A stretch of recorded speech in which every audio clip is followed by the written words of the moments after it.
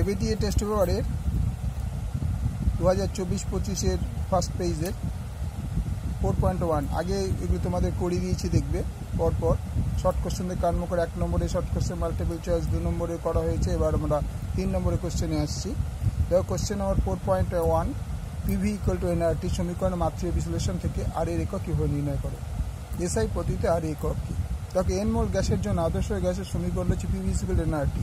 তাহলে আর equal to PV by N T. আর এর মাত্রিক সংকেত হবে চাপের মাত্রিক সংকেত ইন্টু আয়তনের মাত্রিক সংকেত বাই মোল সংখ্যার মাত্রিক সংকেত ইন্টু তাপমাত্রার মাত্রিক সংকেত। অর্থাৎ 4টে মাত্রিক সংকেতের উপরে 2টো গুণফল বাই নিচে 2টো গুণফল মিলে তোমার আর এর মাত্রিক সংকেত বেরোবে। যেন উপরে 2টো গুণফলে আমরা কি পাচ্ছি, মাত্রিক সংকেত বাই দৈর্ঘ্যের মাত্রিক সংকেত ইন্টু দৈর্ঘ্যের মাত্রিক সংকেতের কিউব। ঠিক আছে, তার মানে কি দাঁড়াচ্ছে, এই সংকেতটা আলাদা আর এই 3টে হয়ে গেল কিউব বাই মোল সংখ্যা মাত্রিক সংকেত ইন্টু তাপমাত্রার মাত্রিক সংকেত। এই উপরের পোর্শনটা বদলে আমরা লিখতে পারি কার্যের মাত্রিক সংকেত বাই তলায় যে রয়েছে মোল সংখ্যার সংকেত ইন্টু তাপমাত্রার সংকেত। তাহলে আর এর একক হলো কার্যের একক বাই মোল সংখ্যা একক বাই তাপমাত্রার একক। সুতরাং আমরা বলতে পারি এসআইতে আর এর একক হলো জুল মোল কে টু দি -1 কে টু দি পাওয়ার -1। সিজিএস এর আর একক হলো আর মোল কে টু দি পাওয়ার -1। তাহলে তোমরা মোটামুটি মাত্রিক সংকেতটা পেয়ে গেলে আর এর মাত্রিক সংকেতটা কি আছে। আর ওদিকে দেখো এসআই পদ্ধতিতে আর এর একক হচ্ছে J mole to the power -1 কে টু দি পাওয়ার -। এবার সিজিএসটা এখানে বলা নেই, কিন্তু আমি তোমাদের সুবিধার জন্য সিজিএসটা আমরা এখানে বলে দিলাম। এবার হচ্ছে 4.2 কি বলছে, 8.4 গ্রাম N2 উৎপন্ন করার জন্য কত পরিমাণ ammonium nitrate NH4NO2 ammonium nitrate উত্তপ্ত করতে হবে। এন হচ্ছে 14 আর ও হচ্ছে 16। তাহলে NH4NO2কে যদি আমরা ভাঙি, কটা এন আছে, 2টো। তাহলে N2 আর দিয়ে কী আছে H4 ও O2, এই 2টো বাকি আছে। তাহলে H4 মানে 4টে H, সেই জন্য 4টে Hকে আমরা শুধু সিঙ্গেল তো আমরা রাখতে পারি না, সেই জন্য এটাকে অণু হিসেবে রাখতে হবে। সেই জন্য 2 × 4 হয়।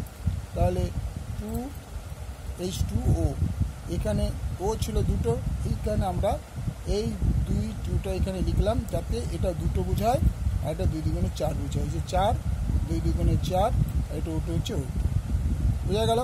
এবার হচ্ছে তাহলে এর ওজন কত আছে, 14। এর ওজন কত আছে, H এর 1, তোমরা 4 মানে 4 প্লাস এনের হচ্ছে 14 বলেই দিয়েছে, আর অক্সিজেন হচ্ছে 16। তার মানে 16 2টো অক্সিজেন আসবে, 16 2 × 32। আমরা যদি এই 3টে যোগ করে পাই 64 গ্রাম। এনের 14 × 2 তার মানে 28 গ্রাম। তাই সমীকরণ অনুযায়ী 28 গ্রাম N2 উৎপাদনের জন্য প্রয়োজনীয় অ্যামোনিয়াম নাইট্রেটের পরিমাণ হচ্ছে 64 গ্রাম। আমরা এটা এখান থেকে পাচ্ছি। এবারও বলছে যে আমার 8.4 গ্রাম নাইট্রোজেন উৎপাদনে কত লাগবে।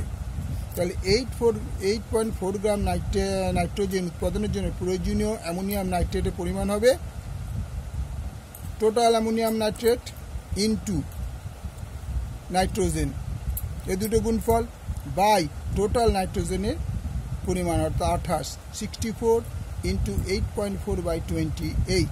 এবার আমরা এটা কাটাকুটি করে দেখছি। দেখুন এটা যদি করছি 14 2 × 28, 16 2 দিয়ে যদি কাটি 14, এটা হচ্ছে 32। আবার যদি 2 দিয়ে কাটি 7 2 × 14, 32 যদি 16 2 × 32, আর 7 দিয়ে কাটলে 7 × 84, তার মানে 1.8। আমরা এই দুটো যে মাল্টিপ্লাই করি অর্থাৎ 16 × 1.2 গ্রাম ইকুয়াল টু 19.2 গ্রাম।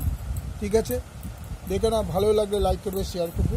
আমি কিন্তু পুরো পেজটা টেস্ট পেপারটাই করাবো, একটা করে পেজ আমরা কোশ্চেন পেপার কমপ্লিট করাবো। তোমরা সেগুলো ভালো করে খাতায় লিখে নেবে এবং এইটুকু জানো পরপর 10 থেকে 15টা টেস্ট পেপারের কোশ্চেন যদি সলভ করতে পারো তাহলে মাধ্যমিক খুব তাড়াতাড়ি সহজে ক্র্যাক করতে পারবে। ঠিক আছে, ওকে।